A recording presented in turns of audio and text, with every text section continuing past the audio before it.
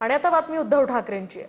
लोकशाही मरतेय, तिला पाणी द्या अशी उद्धव ठाकरेंनी सरन्यायाधीशांकडे विनंती केली आहे। 3 ते 4 वर्षांपासून अनेक प्रकरणं सुरू आहेत असंही ठाकरे म्हणालेत। खंडपीठ कुठलंही असो, मात्र सरन्यायाधीशांनी त्यामध्ये लक्ष घालावं असं देखील उद्धव ठाकरे म्हणाले।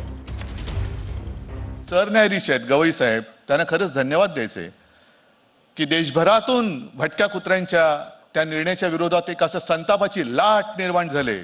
त्यांनी मत व्यक्त केले की जरी यापूर्वी सर्वोच्च न्यायालयाच्या खंडपीठाने याबद्दल निर्णय दिलेला असला तर मी स्वतः त्यात लक्ष घालेन। याला म्हणतात कर्तव्यदक्ष सरन्यायाधीश। त्या सरन्यायाधीशाने मी हात जोडून विनंती करतोय की आपल्या सर्वोच्च न्यायालयाच्या उंबरठ्यावरती देशातली लोकशाही तडफडते, त्या लोकशाहीच्या तोंडात जर का वेळेवर न्यायाचं पाणी नाही दिलं तर देशातली लोकशाही मरेल। त्याच्यामुळे खंडपीठ कुठलेही असलं तरी आपण त्यात देखील लक्ष घाला ही मी हात जोडून विनंती करतो।